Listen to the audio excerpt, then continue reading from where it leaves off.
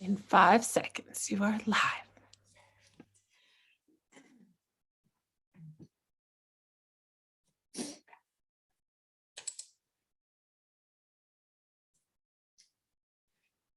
So a very big welcome to today's session on enhanced landscape benefits from snow leopard and Pallas cat conservation.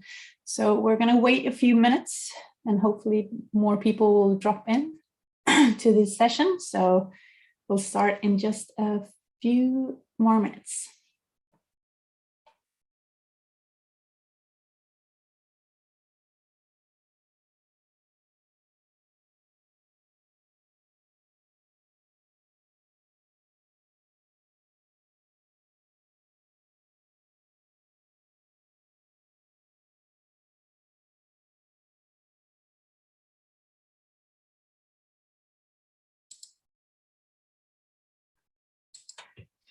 So welcome everyone who's joining us from all around the world to our session where we're going to talk about Pallas cat conservation today.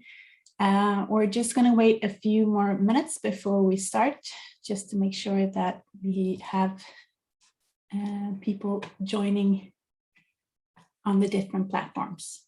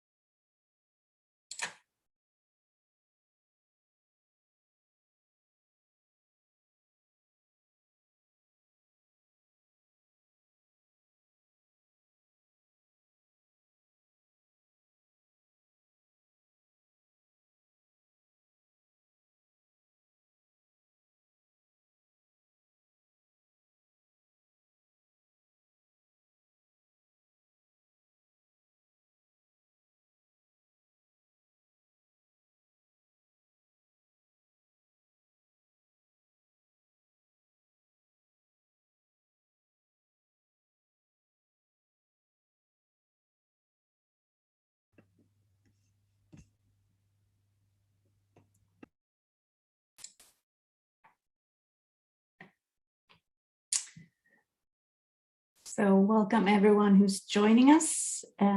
We're just going to wait a few more minutes before we start the session on enhanced landscape benefits from snow leopard and Pallas cat conservation.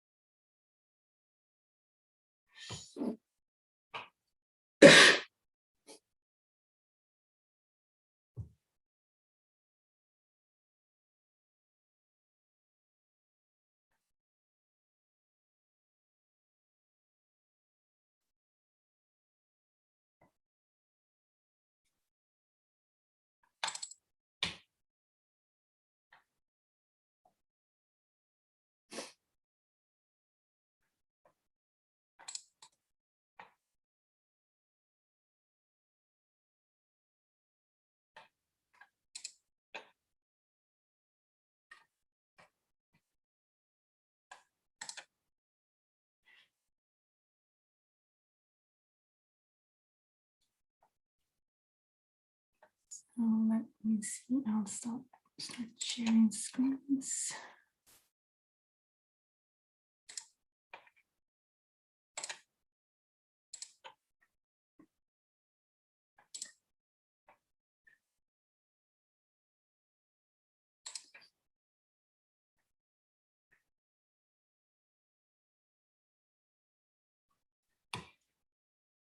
Hope everyone can see the shared screen. Perfect. So welcome everyone from wherever you're joining us from and to today's online session on enhanced landscape benefits from snow leopard and Pallas cat conservation. So my name is Emma Nygren and I'm the project coordinator for Pica. And I will be moderating today's session. So for those of you who don't know us, Pica stands for Pallas Cat International Conservation Alliance. And we're a project dedicated to Pallas cat conservation on a global scale. Our project was established in 2016, and we're a joint partnership between Nordenskjöld in Sweden, the Royal Zoological Society of Scotland, and Snow Leopard Trust. And then we received generous funding from Foundation Sigrid. And our main objectives with the Pica project is to work with capacity building, conservation, awareness raising, and strategic planning. So with me today are my three of my fellow Pica team members. It's Kasia, David, and Gustav. You'll get to meet all of them during presentations later on during the day. So, but first, we're just going to say that we are really thrilled to be here with you today and to get a chance to talk to you about the conservation of the Pallas cat and the synergistic impacts on the snow leopard and its ecosystem. So as you might know, these two amazing species, they share much of the same range, and consequently, they also face similar threats. So therefore, by working with the conservation of the one species, that will benefit the other species as well. And as indicated species, this can in turn support the whole ecosystem. So today's presentation, as I mentioned, will be done by my fantastic colleagues in the Pica team. Here is just a rough overview of what we will be discussing today. So first you get up close and personal with the Pallas cat during the Meet the Species session. Then we're going to talk about the global and regional conservation efforts to date. And then we're going to look into the future and talk about the efforts going forward. Each session will take approximately 10 to 15 minutes. And afterwards, we really want to hear from you. So there's going to be plenty of time for discussions and questions. So as I said, I will be moderating the session. So if you have any questions, please write them in the chat and I will make sure that we answer them accordingly.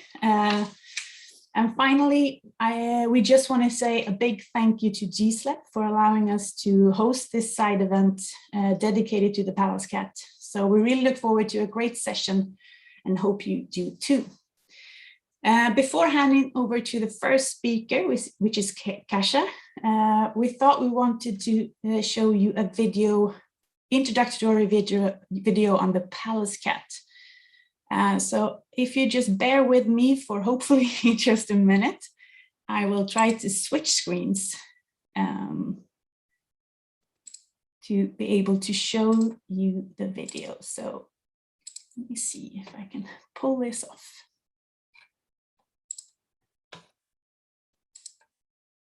Here we go. That should be on. I hope everyone sees it now.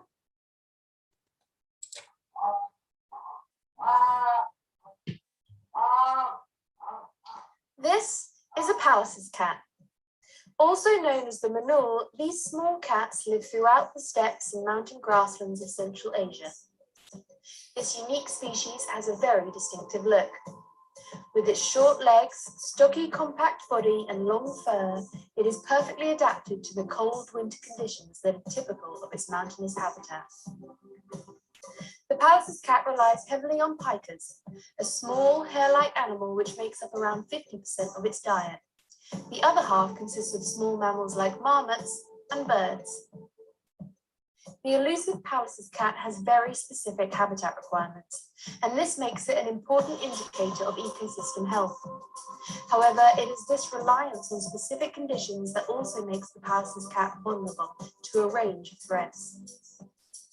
And even though the species is not at imminent risk of extinction globally, its distribution is fragmented, and local populations are often small, isolated, and in decline. The threats to the Pallas cat come from habitat degradation and fragmentation, infrastructure development, but also predation from dogs or accidental trapping. A lack of awareness for the Pallas cat is also a problem and hinders effective conservation efforts and management. Collaborative and transnational research and conservation efforts are therefore vital for safeguarding the Pallas cat.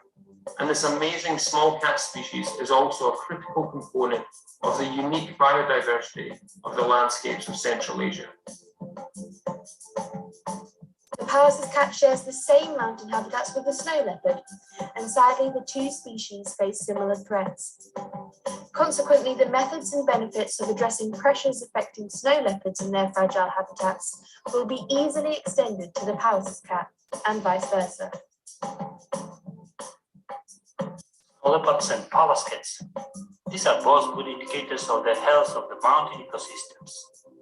As the top predators, the stable population of the snow leopards means the good numbers of large wild mammals, and the stable population of Pallas cats indicates an abundance of the small prey species.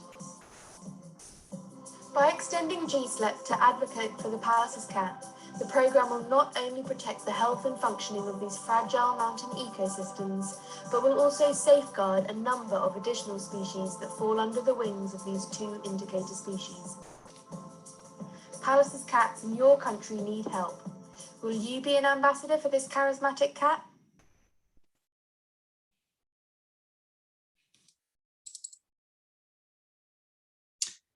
So with that, I want to pass the torch over to Kasia, who will give you a presentation about meet the species and the Pallas cat. Thanks very much, Emma. I hope you can all hear me okay. Let me just set up here quickly.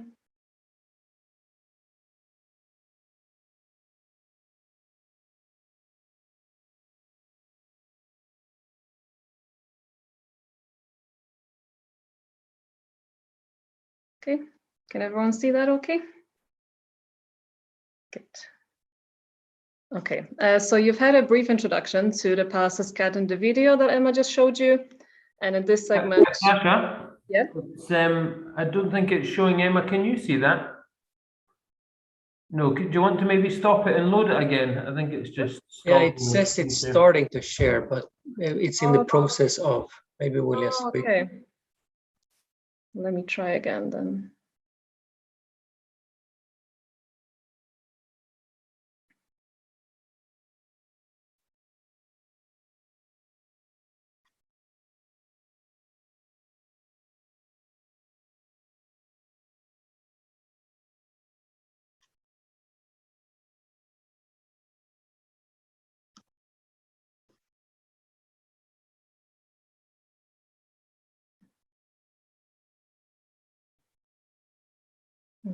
Okay.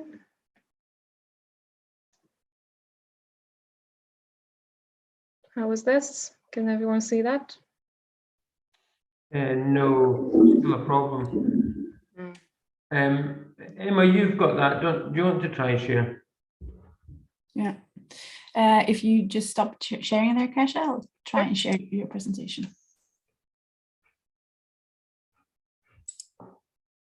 You just have to tell me when to switch.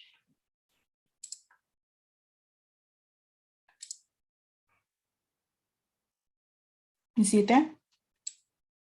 If you go to full screen. Okay, perfect.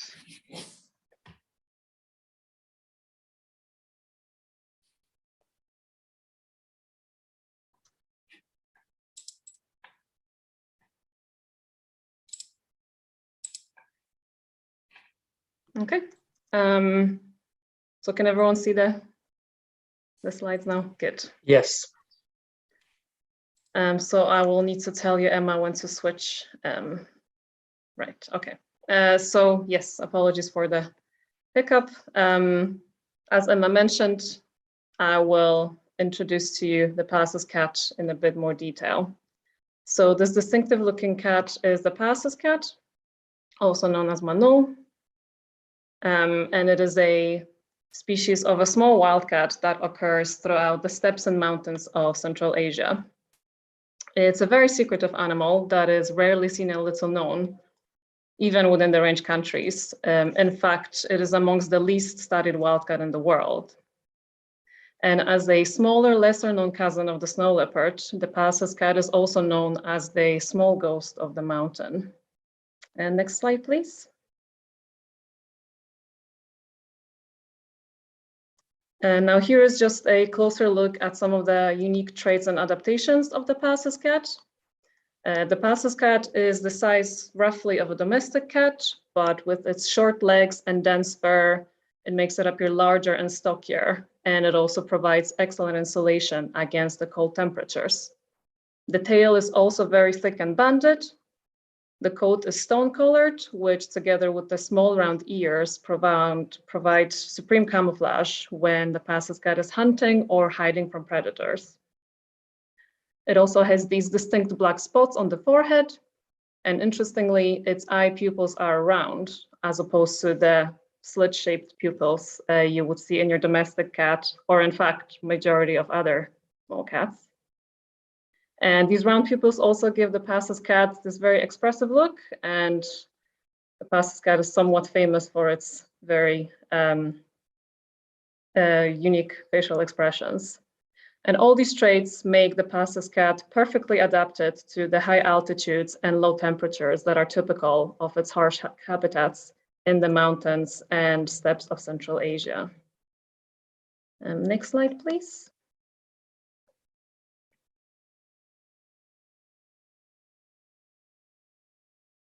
In terms of distribution, the Pallas cat has a wide but fragmented distribution throughout much of Central Asia. It stretches from eastern Mongolia to western Iran. And as you can see from these numbers here, it covers a large surface area. In total, the Pallas cat distribution spans across 16 countries. The main populations are believed to occur in Mongolia and China, and the distribution becomes progressively scattered and isolated towards the southwest of the range. Finally, 12 out of the 16 Pallas cat range countries are overlapping with the snow leopard range countries, as you can see on the little map at the left bottom here. And next slide, please.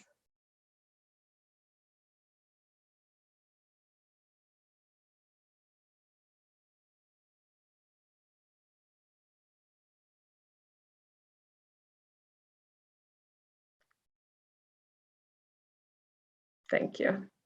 And yes, here you can see a close-up of that very same map from the previous slide, where in dark blue we have the snow leopard geographical range, and in light blue we have the Pallas cat geographical range.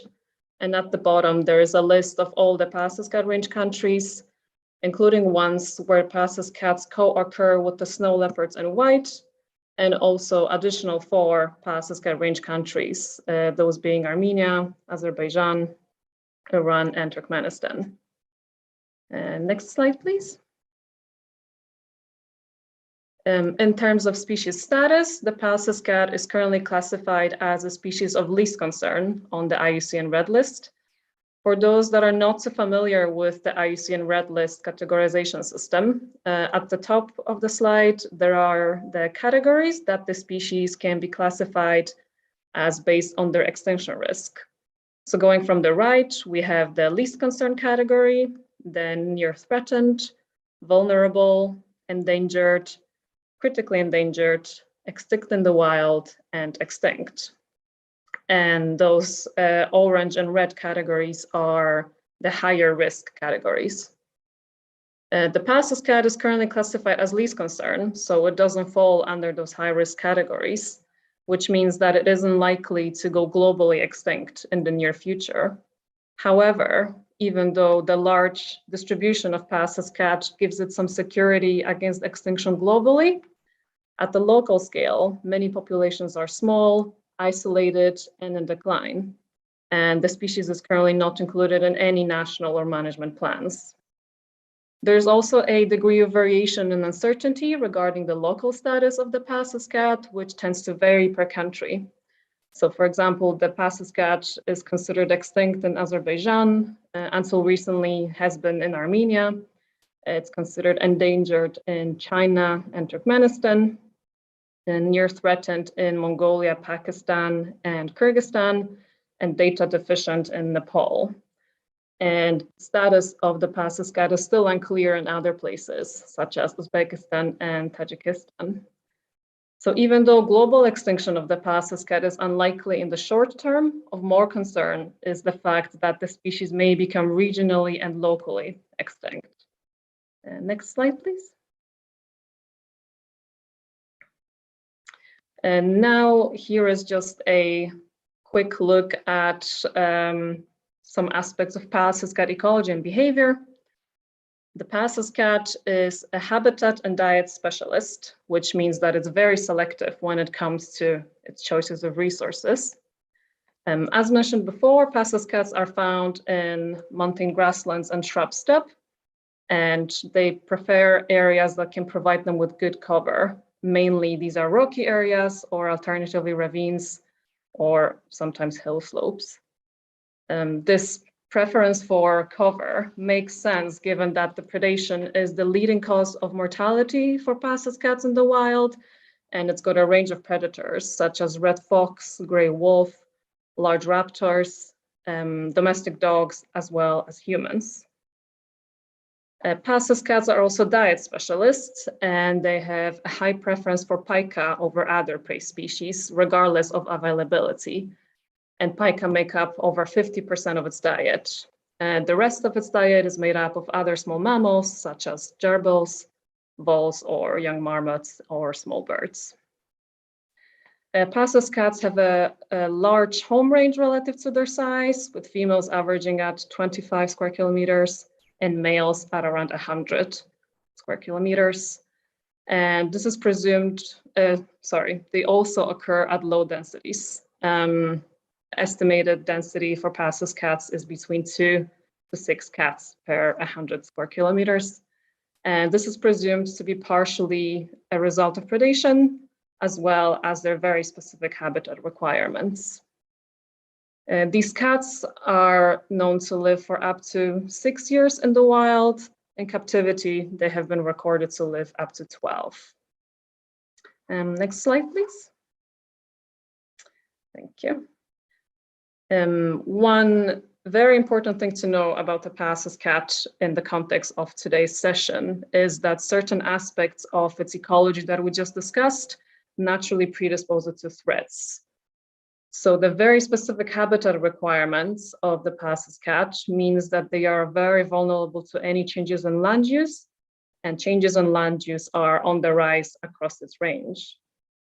The fact that it relies heavily on dens and burrows for survival also means that any declines in burrowing mammals can pose an additional threat. The Pallas cats show a high preference for picas, and so any fluctuations in their numbers or availability can affect the species negatively as well. And the wide-ranging behavior of the Pallas cats puts it at an increased contact with humans and any associated disturbances, which also increases chances for human-induced mortality. And finally, this overlap with human activities means that their ranges may be difficult to cover by protected areas. And next slide, please.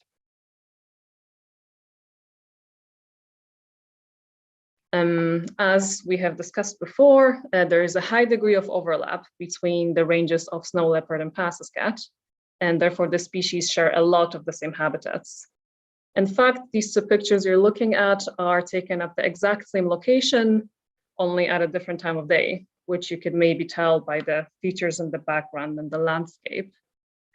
And so as a result of the two cats sharing the same habitats, they also often face similar threats. Next slide, please. For Pallas cats, the main threats are considered to be habitat loss, degradation, and fragmentation. And this is largely due to expansion of agriculture, infrastructure, and resource extraction. Predation from domestic dogs is also a significant cause of mortality and a major threat. Pallas cats also can fall prey to accidental trapping whilst trying to catch other animals. Loss of prey, mainly due to poisoning campaigns, is also believed to impact local populations and can lead to secondary poisoning of the cats themselves. Legal and illegal hunting also continues to be an issue for the species, and the effects of climate change and disease are expected to worsen in the future. The inability to effectively monitor the species across the range also means that it may be declining locally without our knowledge. And finally, these gaps in knowledge and awareness of the Pallas cat pose an additional threat, which brings me to the next slide. That provides a brief overview of the state of awareness and research on the Pallas cat. Overall, awareness of the Pallas cat is very poor, even within range countries. And on the graph here that you're looking at shows results of a study that was conducted across range countries, where the local communities were asked to identify the Pallas cat from a photograph against photographs of other small cat species living in the area. And as you can see, less than 50% were able to identify the Pallas cat correctly. And that just shows to emphasize that even local communities that live alongside the Pallas cat have a poor understanding of what these cats are or look like, let alone people living outside of their range. Of all wild cats, the Pallas cat has also been identified as one of the most severely understudied species in the world that has received very little research and conservation attention to date. And so even though our knowledge of the Pallas cat has increased substantially over the past decade, there are still significant gaps in our understanding of Pallas cat ecology, population dynamics, and how local populations may respond to threats, particularly those lesser known ones in the southwest of the range.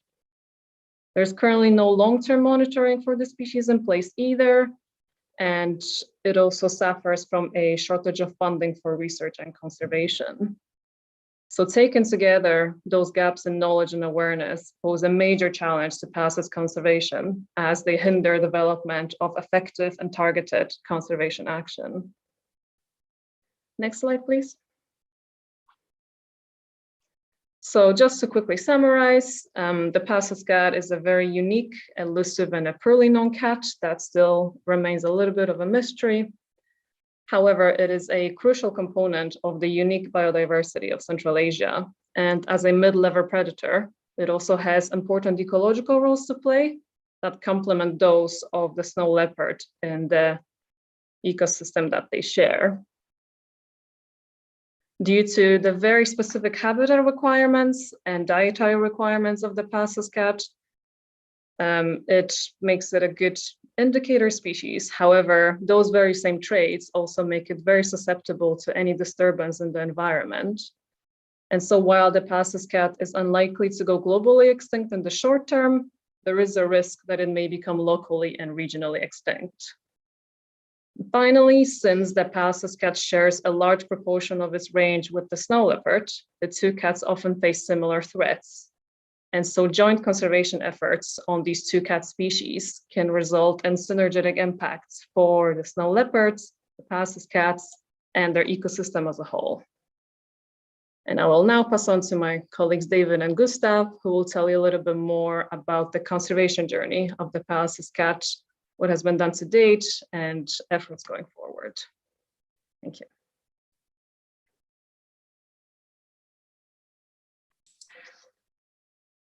Thank you, Kasia, for that presentation about the Pallas cat. Now we know all there is to know about the amazing little cat. David, are you ready? I think your screen is sharing. I am ready. Thank you, Emma and Kasia. Is that visible? Yeah.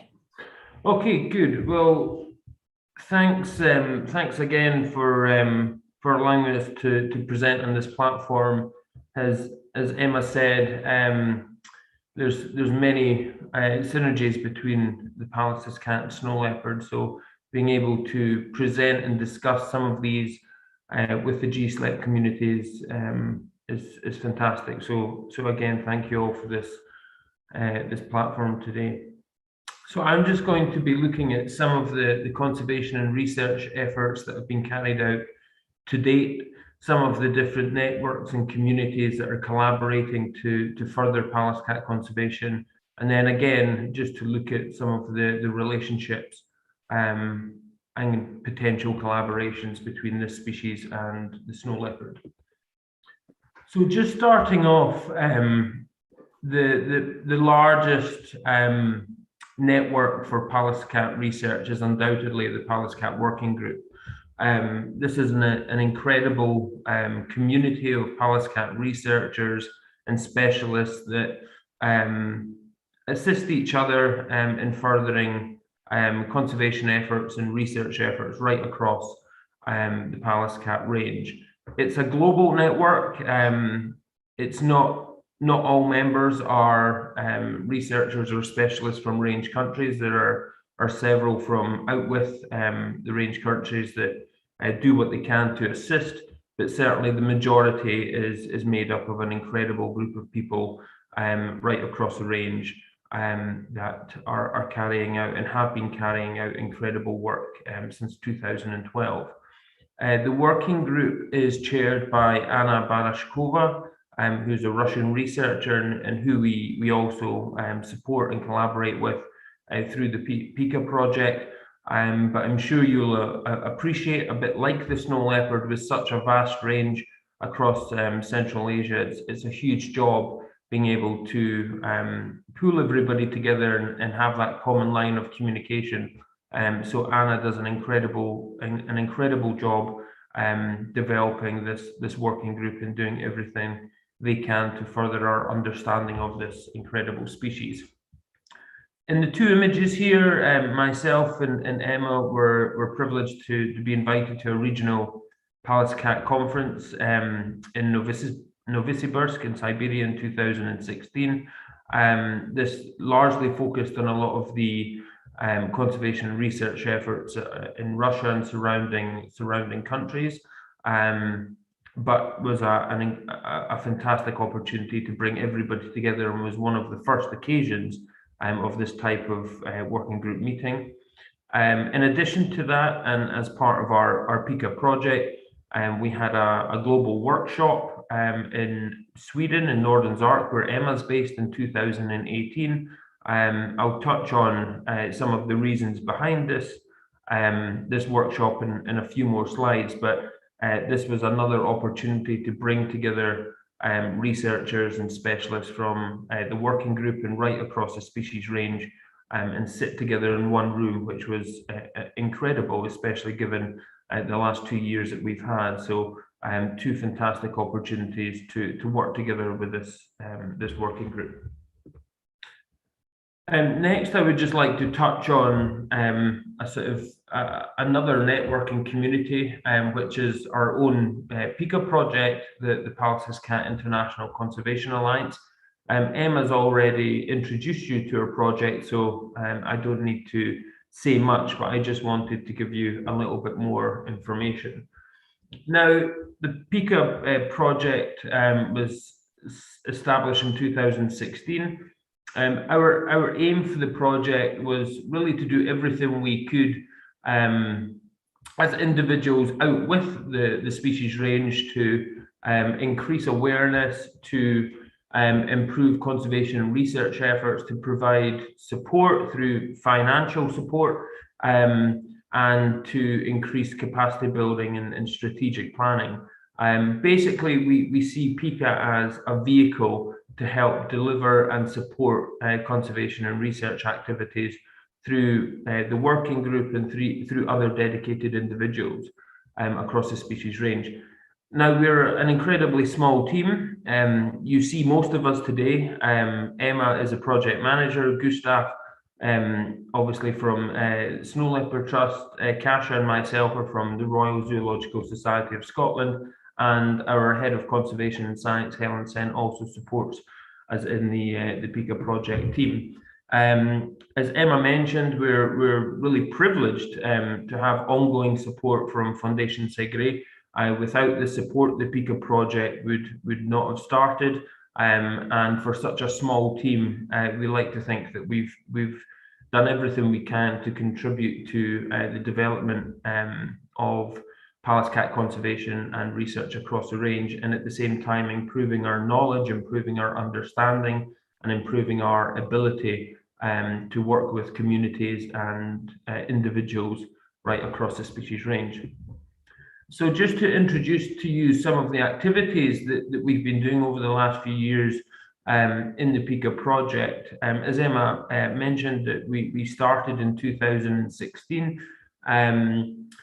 The first part of the first phase of the project, which ran from 2016 to 2019, really focused on research, on education and awareness, and capacity building.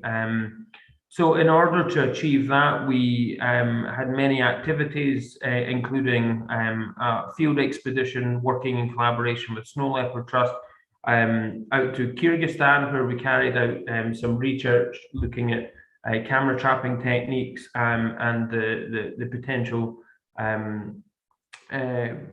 cross habitation of the landscape with snow leopard and other small carnivores. You'll see in the image on the top left, Emma, Gustav, and Kuban from Snow Leopard Trust and Snow Leopard Foundation Kyrgyzstan working together there and prepping the materials. We also sponsored a student, Tamir, from the University of Ulaanbaatar in Mongolia, to develop her skills and to carry out specific research looking at awareness and education patterns in southern Mongolia. To be able to ensure that Tamir had the tools and materials to do this, we developed a suite of education tools, leaflets, pocket guides, posters that we have now had translated into most of the range country languages that are available on the website, but also Tamir had these as tools that she could use when engaging with local communities and herders. And some of the findings from her work and some other surveys that we carried out have really been a huge benefit to our understanding and our ability to create purpose-built tools to fill some of the knowledge gaps across the range. And as Kasia presented in her presentation, Pallas's cat is a small cat. There's many countries where the status is relatively unknown. There's a few countries where the population and status is relatively well known, and even sightings are relatively frequent. But unfortunately, when we carried out surveys to look at awareness and understanding of the species, we found that most people, over 50%, weren't aware of what a Pallas cat was. And so conservation and research becomes very difficult when the baseline understanding of the species is very low. So that's why we made these targeted tools, education materials, so that we could distribute these in collaboration with researchers across the field to ensure that the public had access to these materials and could improve their understanding of the species. And in the long term, hopefully, that would also benefit conservation efforts. Some of the other work that we've been carrying out with regards to research has been looking at activity patterns, and one fantastic project that we undertook in close collaboration with Snow Leopard Trust was to look at the camera trap images from the extensive database that the Snow Leopard Trust have built up over the last 10 to 20 years. And of course, the Snow Leopard Trust community are looking for the images of snow leopard. That makes perfect sense. But what we wanted to do was to use the same images and look through for Pallas's cat to see if we could find sort of second-hand data on Pallas's cat presence, Pallas's cat activity patterns, which we did, and we were able to carry out quite specific research and even fill in some small gaps on the known locations of Pallas's cat, how they interact with some of the other species in their environment, and also snow leopard. So I think that really highlights the fantastic opportunity and potential that collaboration has between a small cat species and a big cat species that share the same, most of the same range and the same habitat. You know, there's many studies across the world where there's more research going into the big cat conservation, but by partnering and by having a close relationship with other small felids or even other small carnivores, then the work can be streamlined, and our knowledge of the species can improve without really having to do much more additional research. So that's a fantastic lesson that we've learned. Now, just to show one last project that we've been delivering over the last couple of years, using the same map that you've seen already, is to introduce you to our small grant program. This has been a relatively recent project that we've been unraveling as part of our second phase Pica project. And what we wanted to do is we wanted to provide targeted support across the species range to deliver effective conservation measures. And the reason that we were doing this is that a key part of the first Pica project was to work in collaboration with the IUCN, with Pallas cat researchers and specialists from across the world, and the Pallas cat working group, to develop not only a Pallas cat status review, which I'll introduce you to in just a moment, but also a dedicated conservation strategy. And that's the first time for the species that we have such an extensive review of its status across the range, but also such an extensive and detailed set of objectives and activities to ensure its long-term conservation. So through Pica, we established the small grant program, and that provided funding to applicants for Pallas cat conservation efforts, which fit perfectly in line with the conservation strategy that we developed with the wider community. And so those green ticks that you see on the map is just an example of some of the locations that the Pica project is currently funding field conservation efforts, and have really been delighted to support these incredible researchers working right across the species range. If you can't see the map too clearly, I can tell you that we have active projects in Iran, in Kazakhstan, in Turkmenistan, in Pakistan, in Bhutan, and in Nepal, and hopefully we will have the opportunity to provide further support to more conservation and research moving forward. Now, just finally, as I mentioned previously, one of the key activities in the first phase Pica project was to host the first ever global meeting for the species, and to look at a global action plan or conservation strategy, so that could be a tool to help develop further ongoing conservation efforts. So, as I mentioned, in collaboration with the chairs of the IUCN Cat Specialist Group and the Pallas Cat Working Group, and even other researchers and specialists from across the range, we hosted the first global meeting for Pallas cat conservation in Sweden at Nordens Ark in 2018. And this was an incredible opportunity for not only those researchers and specialists to spend time together across a number of days and sit together in the same room, but for us to brainstorm and for us to really pull apart current Pallas cat conservation and research activities, look at the gaps, look at the risks for the species, look at the potential collaborations and opportunities that would be needed to ensure a more focus on Pallas cat efforts. So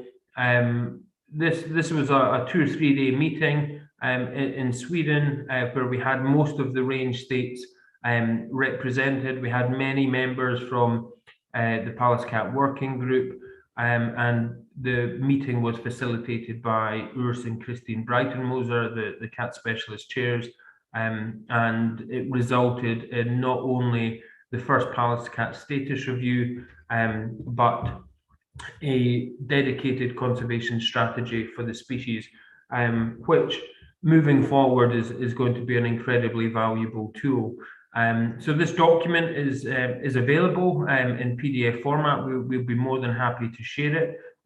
We've actually just posted a number of hard copies of this status review out to many members of the GSLEP community. So hopefully for some of you or some of your colleagues, these will be arriving very shortly. But this document in publication is really an incredible milestone for the species. As Kasia mentioned, to date they've been sort of little studied. There's many knowledge gaps for the species, and hopefully this puts a line in the sand now where we have a much more extensive and current overview of the population, and we have solutions to filling those existing knowledge gaps and to improving our conservation efforts moving forward. So that's just a short introduction into the different groups and communities that are working together, and also the role that we as the Pica Project have played. And really the take-home message from all of the work that we've been doing, the status review, the conservation strategy, is that the Pallas cat is an important indicator species of the steppe and mountain ecosystems, and hopefully you will see many potential synergies between the Pallas cat and snow leopard throughout this presentation. So thank you.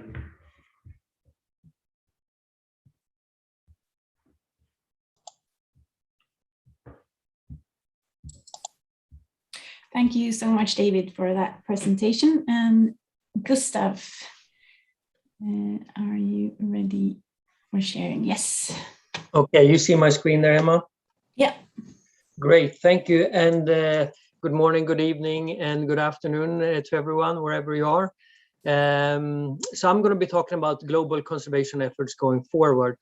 But before I get into that, just like my colleagues here, I just want to take the opportunity to say that it is a pleasure to meet with all of you here today and talk about Pallas cat conservation. And like my colleagues have said, it's not too often we get a chance to talk about this little understudied species and species that don't get much attention. So that is great that we can gather here today and talk about Pallas cats and Pallas cat conservation. And also, just like my colleagues, just want to thank GSLEP for the opportunity to talk here. And I think it's just a great, it really shows how well GSLEP is working not only on snow leopards, but at the ecosystem as a whole. So looking at other organisms than snow leopard as well. So thank you, GSLEP, for that. That's great. Okay, going back to global conservations now, looking forward. David has just told you about a global conservations effort up to date, and now I'm going to talk about moving forward. And oops, sorry. There we go. So David was telling you about the Pallas cat, International Pallas Cat Alliance, or Pica, was established in 2016, and some of the things that we have been involved in so far. And David was saying in the first set of funding, or the first stage of Pica that we call Pica 1 was 2016 to 2019. Then we've also got another set of support here now. So we have another 3 to 4 years of working forward, which we then call Pica 2. And of course, like in any projects, we have lots of objectives that we want to accomplish. But on the global scale, there's two main objectives that we want to accomplish. And these are to support the expansion of the Pallas cat working group, and also to connect that global conservation strategy that David was talking about, connect that with the policymaker throughout the range. So with the Pallas cat working group, David was telling you that it started in 2012, and it's researchers and experts in many of the snow leopard country, in many of the Pallas cats countries. And to start with, it was mostly a working group for people in the northern part of the distributions, the Russian-speaking part of the distribution. And during that global meeting that we had at Northern Sark in Sweden in 2019, one of the things that came out of that meeting was that it would be good to expand this network, so it's covered also the other regions, like the Southwest region and the Southern region. And that work is going very, very well. Anna Barashkova and company at the Pallas Cat Working Group have done a great job. They've sorry. So they developed a more formal structure for the Pallas Cat Working Group, and now has representation from all the different regions. So that is great. And also, like David was saying, it's in the process of becoming IUCN Cat Specialist Group, which is also great. Switching back to the Global Conservation Strategy then, so that at that meeting in Sweden in 2018, experts from all the range countries developed this document, and it's a very nice, informative document. Sort of the problem there is that it's not really connected with the policymakers yet. So big objective, of course, or big and important objective is to connect that document with policymakers throughout all the range countries. And that sounds like a great and very important objective. But then, of course, the obvious question is, how do you do that? How do we connect this strategy document with policymakers? And what we think in Pica is that GSLEP is an ideal organization for this. And why do we think that? Well, Kasia and David was just telling you that Pallas cats and snow leopards, they share similar habitats, similar distribution, and similar threats. So if we can tap into GSLEP, which is basically out of the 16 Pallas cats countries, we cover 12 countries already by just tapping into GSLEP. And GSLEP is a fantastic organization already connected to many of the policymakers throughout all these countries. So if we can get the Pallas cat into that network, a lot can be gained that way. And like my colleagues have said, like efforts on one species will also help efforts on the other species. So if we work on snow leopards, it's going to help Pallas cats, and if we work on Pallas cats, it's going to help snow leopards. So connecting with GSLEP is very important. And like my colleague said, both of these species are indicators of ecosystem health, but for different aspects of the ecosystem. So snow leopards, an indicator of ecosystem health for the large prey, and Pallas cats, an indicator for the small prey. So if we have both of these species in the system, and if we're managing our ecosystem for these two species, we're actually have a good indication that, we have two good indicators that the whole ecosystem at large is doing well. So again, sort of to reiterate, by including Pallas cats under the GSLEP umbrella, it will benefit both Pallas cats and snow leopards, as well as the whole mountain ecosystem. So sort of a win-win situation for everyone. So our objective with this meeting here today then is to introduce the idea of including Pallas cats under the GSLEP umbrella and stressing the synergistic effects or the win-win effects of joint conservation efforts on the Pallas cats, snow leopards, and the whole mountain ecosystem. Also, to get your feedback about the idea of including the Pallas cat under the GSLEP umbrella. So we're very interested in hearing from you. What do you think are the main challenges, and what are the main opportunities for including the Pallas cat under the GSLEP umbrella? And also, of course, to let you know that there is a lot of information out there available to help develop conservation action plans and to raise awareness. And just like Kasia was saying before, that in the 16 range countries that we have for Pallas cats is not included in the conservation action plans in none of these countries. So it's we have a big or a lot of work ahead of us, but by including the Pallas cats in these range countries, there's a lot to be gained, not only for Pallas cats, but also for the mountain ecosystem, and for, you could say then, in the snow leopards well-being as well.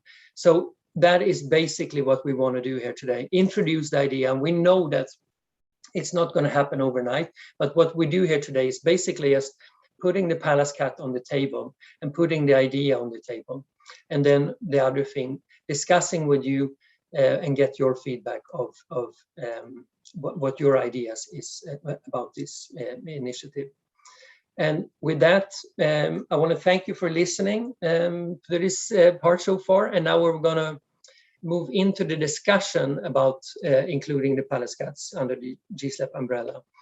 And where we, of course, are very interested in hearing your feedback about this. And again, what are the challenges and what are the opportunities? And some of the questions that we are interested to hear from you are the following, and I'm going to leave this slide up for a little bit to sort of spark the discussion and get some ideas back from you. And some of the questions then that we are very keen on hearing from you are, what are the main challenges for Pallas cat conservation in your country?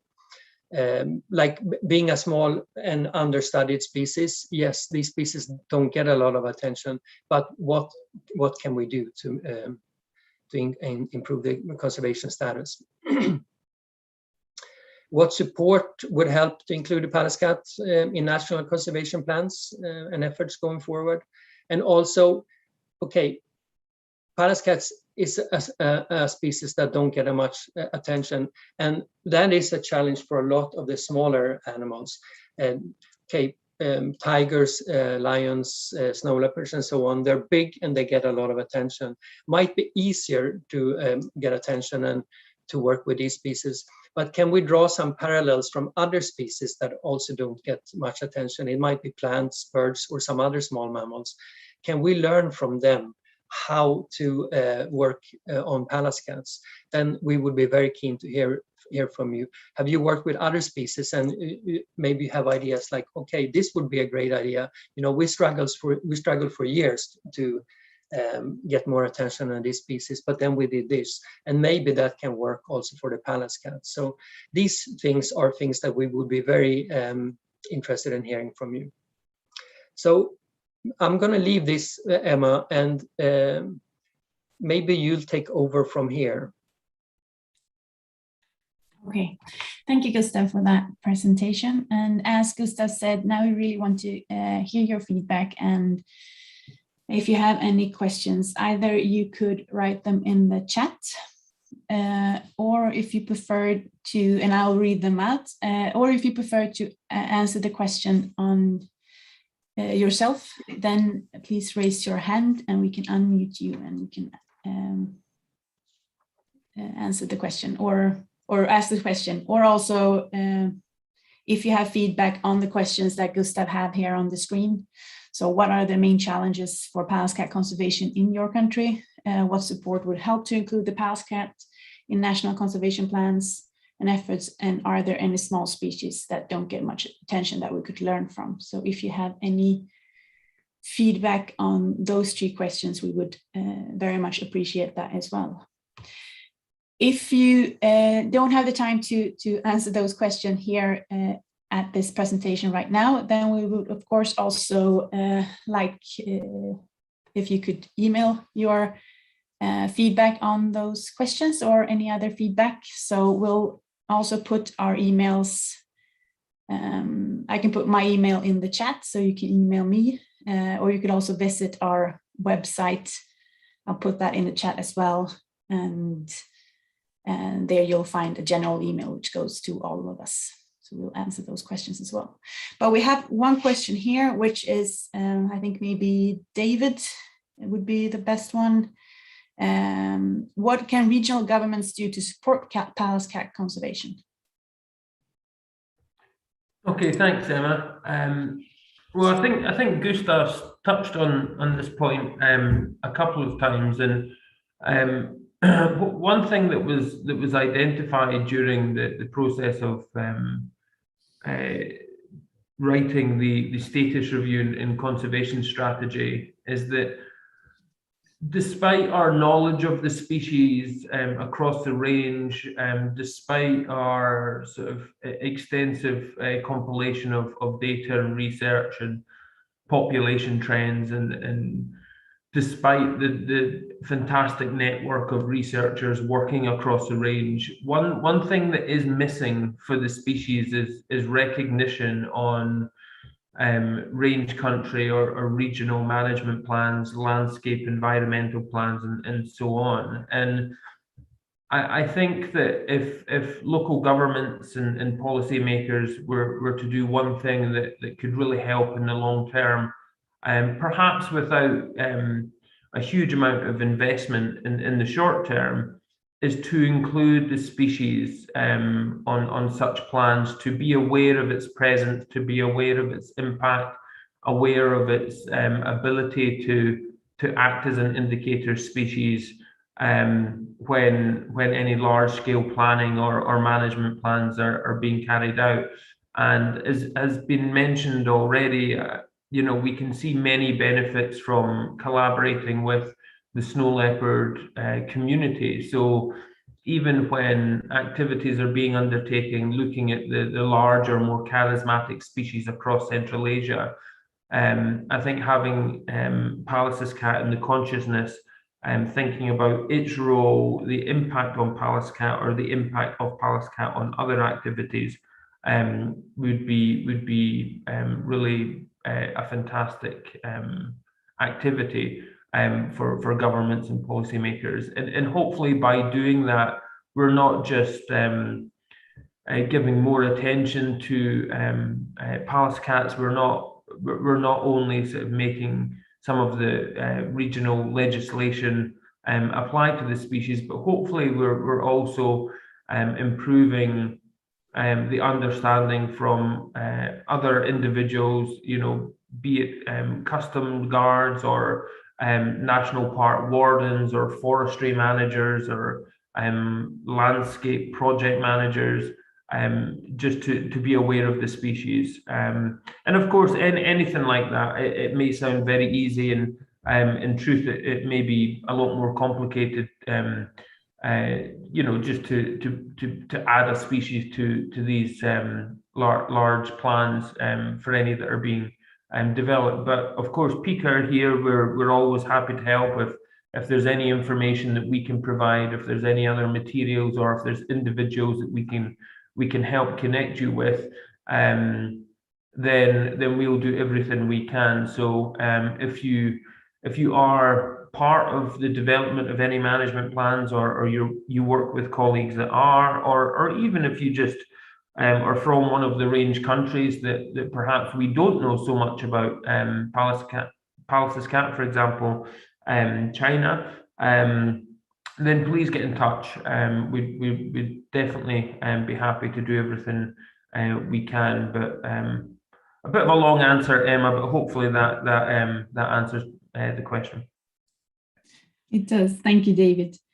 We also have a question here, and I think maybe Kasia, you could answer, and that's about awareness. So what is the awareness among Pallas cat or about Pallas cat among local people? You told in your presentation that I think it was less than 50% living could identify. Could you explain what can be done to increase the awareness among local people?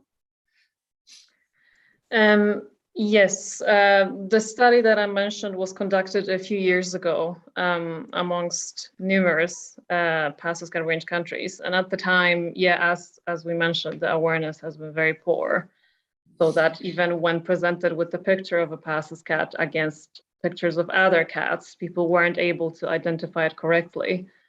There were also other questions in the questionnaire about the Pallas cat, and yeah, at the time we concluded that the awareness was very poor. Since then, there have been outreach and educational programs implemented in some of the countries, so it's possible that the awareness is now better than it has been, and there will be more follow-up work to find out. But yes, overall, it seems that the awareness is rather poor, even amongst communities that live with the Pallas cat. Yeah. And one on the Pica website, on Pica website, you can find, we have resources available. Yeah, could you tell a bit about that? Yes, we have educational resources available in most of the range country languages. We've got posters, we've got little pocket guides, we've got leaflets. These are all available on the website. There's also a few more translations due to come, but if you come from a country that doesn't currently have educational materials for the Pallas cats, do let us know and we can facilitate that also.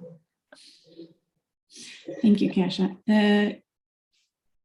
Let's see. So we have Nilüfer who raised, let me see if I can unmute you. Yes. Yes. Hi, Nilüfer. Please have a question. Hi, everyone. Thank you, Gustav and David, for the great presentation. It's always interesting to hear from Pallas cat. Regarding the question that Gustav mentioned earlier, I really wanted to share some issues from Iran, the country that we are working on Pallas cat.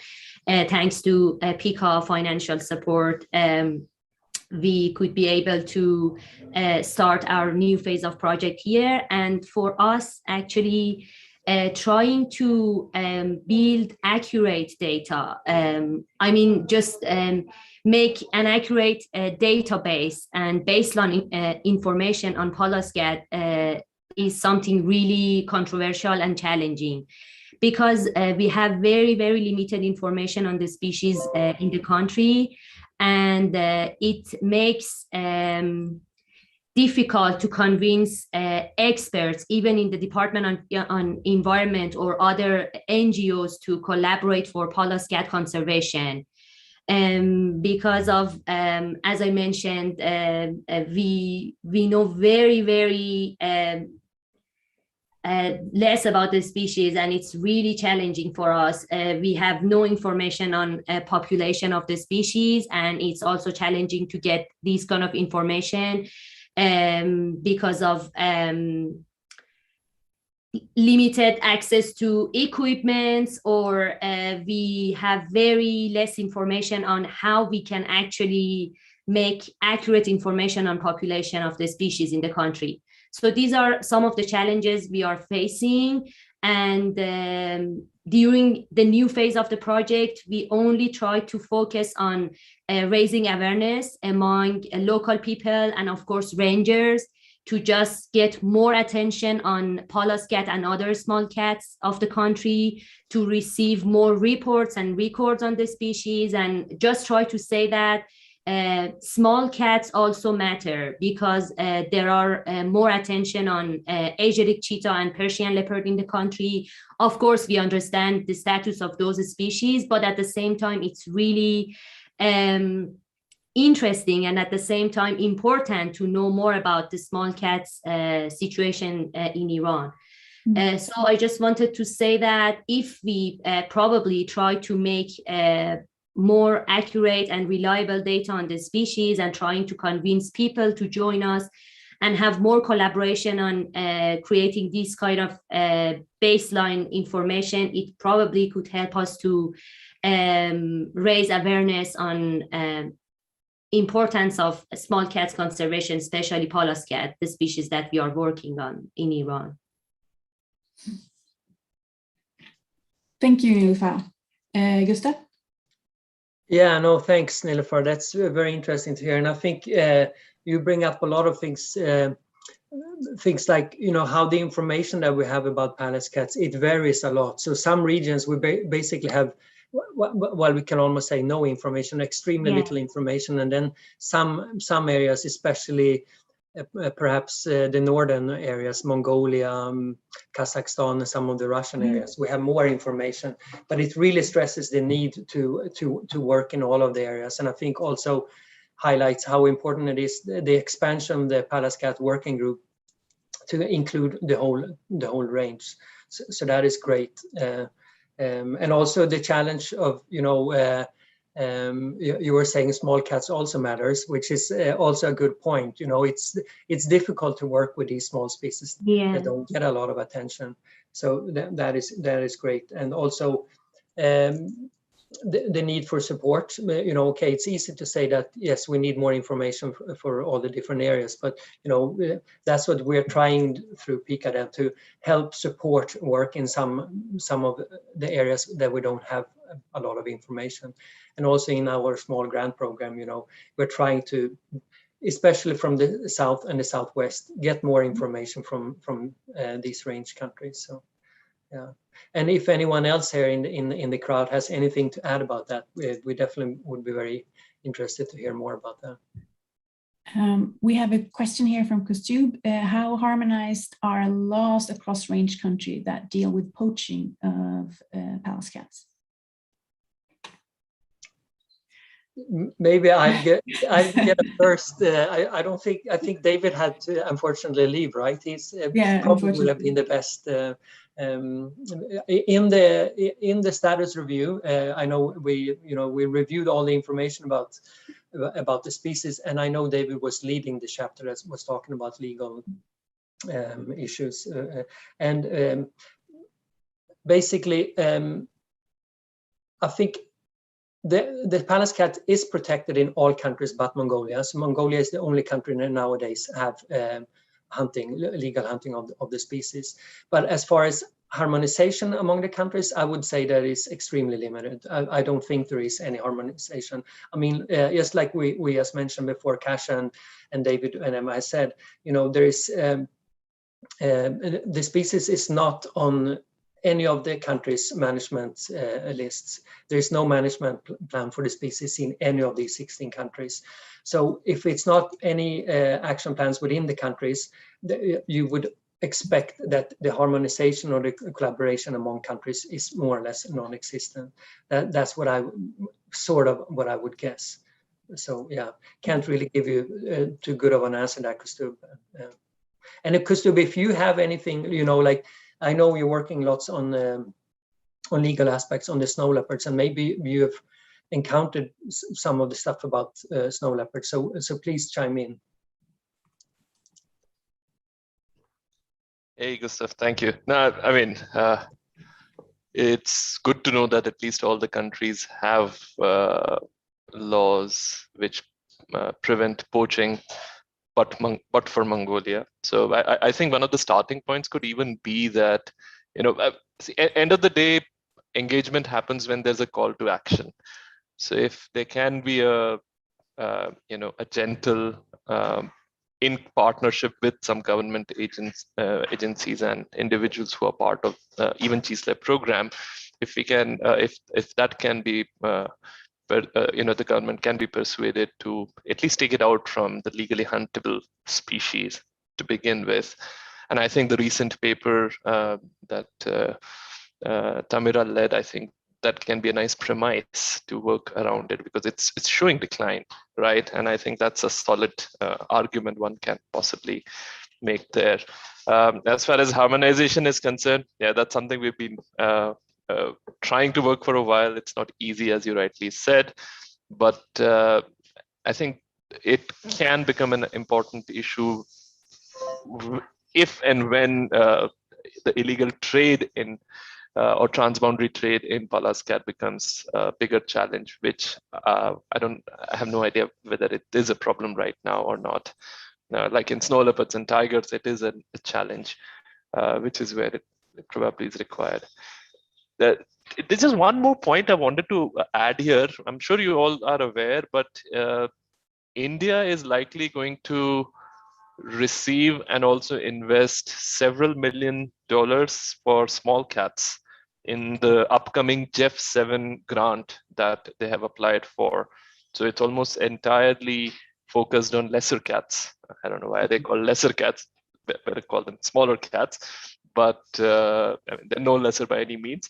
But yeah, so I think that's another interesting opportunity to engage with the government. I think Pica should have an opportunity here to share some of the products which are there. I remember many years ago when the project was being written, we had shared whatever little reports I had received from Kuban, who had shared after he had attended the meeting. But after that, they've had some local, they have some local and national experts there. But it'll be a good thing to follow up on, because it's like one country takes the lead and then can bring in others on board as well, right? So that could be a good opportunity to get some action on the ground. Yeah, that's great. But this is fascinating, and I'm glad to be here in the Grumpy Cats meeting. Joale, great to have you here. And there's so much we can learn from snow leopards, and we can sort of follow on a little bit. That's great. And like you say, this collaborative approach, and also people getting together, and we learn from each other. And yeah, there's so many benefits that comes along with that. Yeah, just a very sorry, go ahead, Emma. No, sorry. Please, sorry. No, I just wanted to add, is any of you going to be around Scotland? At least some people from our team are likely going to be there. So if there are some reports or some of the booklets that you have produced, if you want them to be distributed, I think some of those can be done by hand. So let us know if that's happening. I think it shouldn't be difficult to send some packages to Glasgow. Yeah, that's great. Yeah, no, and I think Kasia, and we might follow up through that. Kasia, I think you're based in Glasgow, right? So then, yeah. Oh, there we go. Definitely convenient. We can definitely arrange that. Fantastic. Yeah. So some people from our team should be there on the 31st. If everything goes well, and everything has many layers, as you know nowadays. Yes. We'll see how things go. Yeah. And Emma, I just wanted, I just see that Yangling has turned on his video, which is very convenient, because I was about to say, you asked what species is similar to Pallas cat, and I think the Chinese mountain cat has similar similarities with the Pallas cat. I don't know, and Yangling happens to work with a lot of small cats in China, so I'm just gonna throw the ball to him to maybe comment. Thanks. Okay, thanks, Justin. Hi, everyone. I'm very glad to join the Pica meeting, and happy to see many old friends, Justin, Christoph, and also many friends from I'm a colleague in this meeting. I personally started the field work on snow leopards back in about 10 years ago. So I used to work on snow leopard with the support from Justin and Christoph. But in the recent years, I switched or expanded to the small cats in the Tibetan Plateau. So concern about the main challenge of the Pallas cat conservation in China, I think, is the habitats are too large. I mean, China are the strongholds for snow leopard and also for the Pallas cats. So a little bit information. So back in 2014, we tried a pilot study on Pallas cat using the satellite collars. We collared 2 Pallas cats in the Sanjiangyuan, that's the source region of the Yangtze River. But unluckily, that collaring project it didn't last. We worked on it for about 6 months, and then it stopped. So it's quite a regret. And since 2017, we work for a new national park in China. It's called the Chilean National Park. It's in the northeastern edge of the Tibetan Plateau. It's quite a large area. It extends from east to west about 400 kilometers. It's a big area. So when we start the camera trapping for snow leopards, we have a lot of bycatch on the Pallas cats. So indeed, if we want to collect information on these cats, so the camera trap data on snow leopards are a valuable source. And 2 years ago, we started a study on the Chinese mountain cats. It's a unique bycatch species in China. So we try camera trap, we try the scatter analysis, and also coloring. We have color 9 individuals. It's interesting. So we used to think the trans-mountain cat is a shy, elusive small cats far away from people, but actually not. They live close to the human. They even wandering into the downtown and get hit by the car. So it all surprised us. It's a tough and adaptive a small cat. And we also have some survey in the northern slope of the Chilean, because the area we work on, trans-mountain cat, is in the southern slope of the Chilean. So we see the patterns. The snow leopards live in a high altitude, but in the low altitude, the trans-mountain cat dominant the low elevation area in the southern slope, but the Pallas cat is dominant the drier, more desert-like northern slope, low elevation area there. So it's interesting to see these two small cats. They are competitive, and I guess they push the other small carnivores away. So it's interesting to see these patterns. And in this August, we also did a survey in the Inner Mongolia. It's between the Tibetan Plateau and the Mongolia country.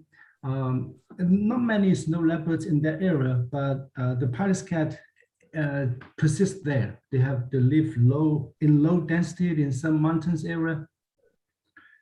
So again, we see a lot of presence evidence on the Pallas cat across China. We don't know what, I mean, Gustav also raised the question. It's difficult to estimate the population densities. So 2 more things. The first, I mean, if we are looking resource to start a Pallas cat survey project, we have 2 sources of support. So this year we get support from the Chilean National Park Administration. They funded us to initiate a Pallas cat survey project, because it's part of the baseline survey for the biodiversity. So they pick all the white cat species for the national park. We have snow leopard, the lynx, trans-mountain cat, leopard cat, and the Pallas cat. So we just started. They also try to figure out how to estimate the population. And the second major resource we can use is the public, because the Pallas cat is so popular in China in the internet. I mean, the people live in the city, they love this cat, this furry face, everything. So it's just lovely. For present, I'm working for a small NGO in China. You call it Chinese Valley Conservation Alliance. We dedicate to work on white cats in China. And we have over 4,000 fans. They support us, I mean, donate money monthly to us. So we have a little bit of money to start the survey. So it's very variable. And I mean the online crowdfunding could support us to survey many areas. I mean, not much survey before. We can check in this area, that area, and then we can finally map out the distribution and assess their conservation status across large area.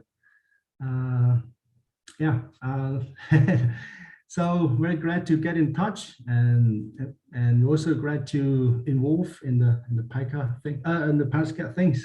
Thank you. That is great, Janlin. Thank you for sharing. And you're saying, you know, people love the Pallas cats, and that's what we found too. You know, they're so charismatic. Everybody loves them, and you're doing great work, and it's fantastic to hear. What about working with policymakers? Are you finding huge difficulties? You know, like, even though, you know, people love Pallas cats because they're charming and they look fantastic, but you know, getting attention among the policymakers is still a challenge. You know, it's not one of the big, large, charismatic animals.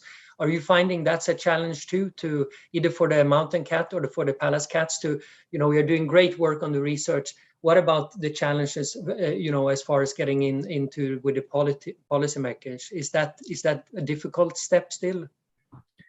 I mean, as to the laws, I could say at least 10 years ago.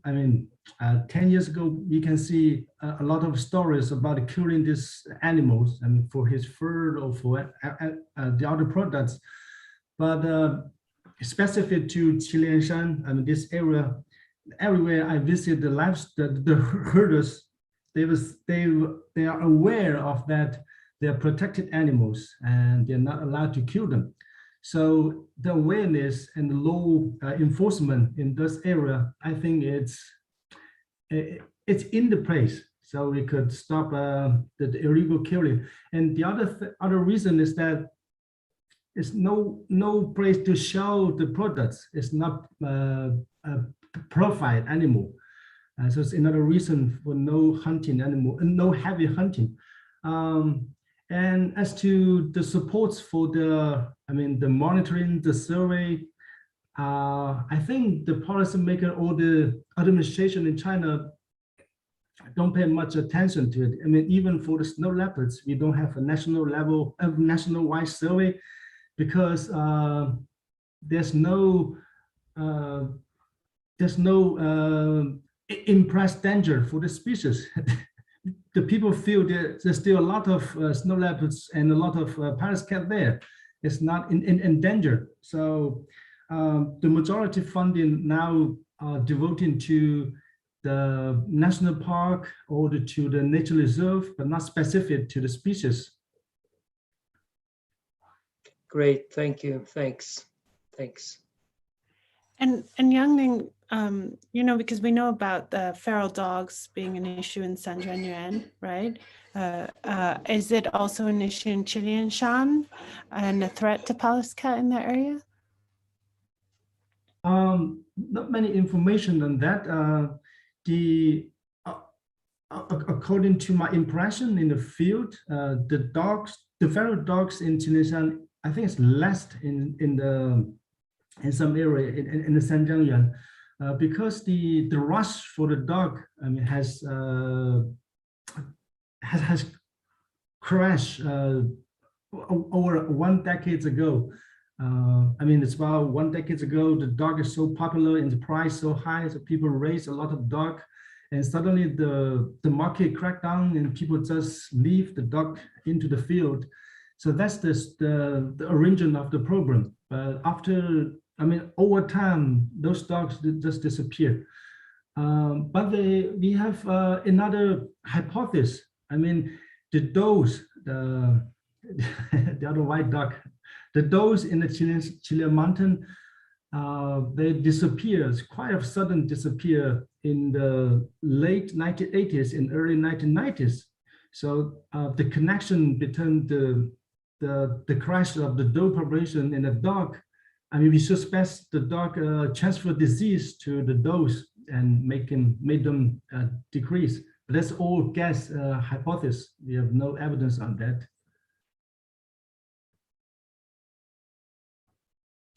Thanks, Yangling. Yeah, maybe it's less a threat. So it's really hard to know what the threats are, right, to Pallas cat, for example, because I think in Mongolia, Tamira was suggesting that dogs might be the biggest threat, right, Gustav, in the Gobi region of Mongolia. But there as well, they have a very well-controlled dog population because the dogs are shot if there are too many. And like, for example, Bayara said, dogs aren't a problem. If there are too many, they're just going to be shot. But it still was a threat for Pallas cats in the region. So I was just wondering what could be then other regional threats you thought in Chilean Shan area?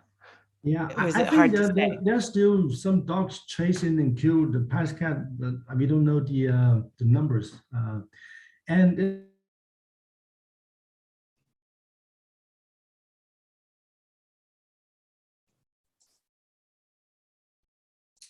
seem to be Yangling, are you still there? think we lost him.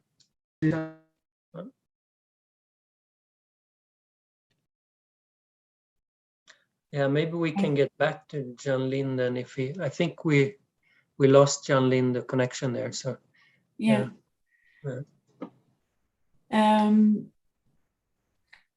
Give it a few, very interesting anyway. I mean, we haven't had that much contact with China, so it would be really good to continue discussions with Jan Lin and to learn more what you're doing for the Pallas cat in your region.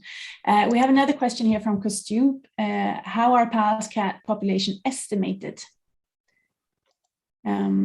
I believe it won't be easy given lack of individual identifiable patterns. Wondering if any genomic development is taking place might make it cheaper and much more reliable for better monitoring. Yeah, maybe I'll start there. There is actually, because there is one paper now that have used, like Kasia was saying, the spots in the forehead. They've used the spots in the forehead to do individual ID of the cats from the cameras, and that's done in Mongolia, and that's Claudio and his colleagues. They're doing great work there. Of course, more difficult than estimating or identifying snow leopards for sure. Snow leopards have more distinct patterns, but there is work done on the spots here in the forehead. But other than that, it is difficult. And I remember when we were at the workshop there in Nordens Ark in 2018, I think it was, when we had all the experts coming together. We were talking about the challenges of estimating populations, and we were saying, you know, for now we are even struggling to know the distribution. So maybe starting working at occupancy, you know, that might be our first the first thing to address. Just where are the Pallas cats, and then sort of worry about the density estimates later on.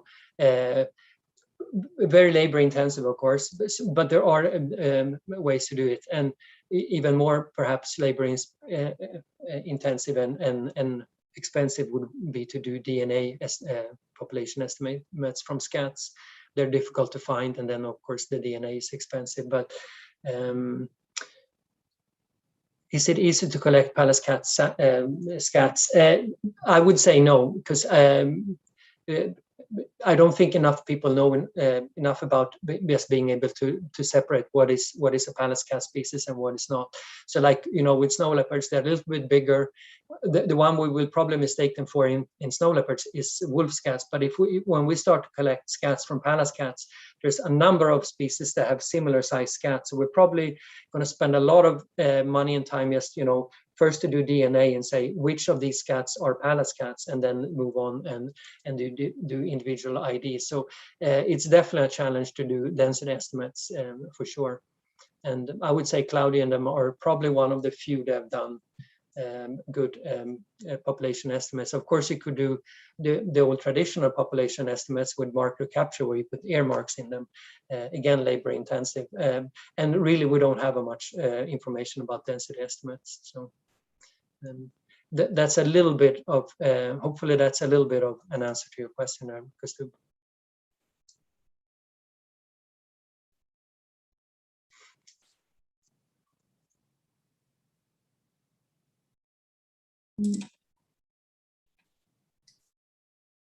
It looks like, from Kuban, domesticate hide their scat using sand. Does Pallas cat do the same? Yes, they do.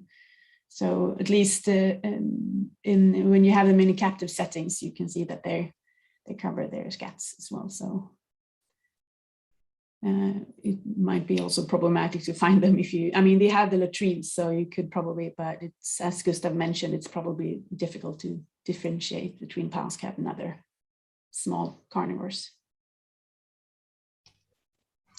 I just have a follow-up question. I thought it's easier just talk. Is that okay? Sorry, Emma.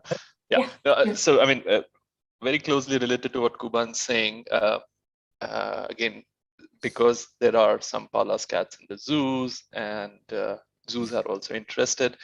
I recently saw some, in fact, one student who did some work in Kyrgyzstan with Kuban almost 10 years ago she's been using dogs to detect scats of carnivores, which are pretty small and with fairly high success rate. So moving forward, I mean, even that could be a possibility, right? To use training dogs to detect these scats.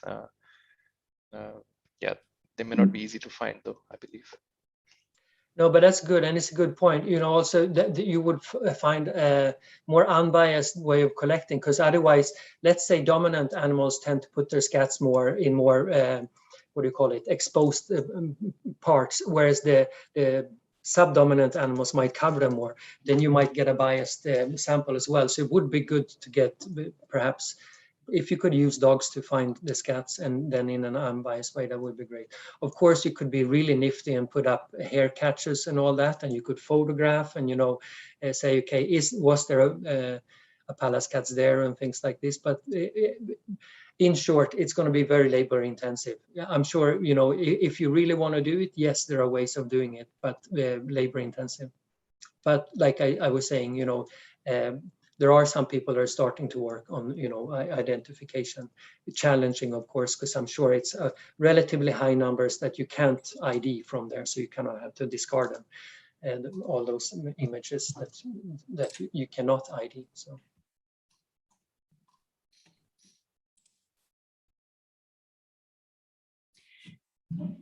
Great. It looks like there's no more questions in the chat at the moment.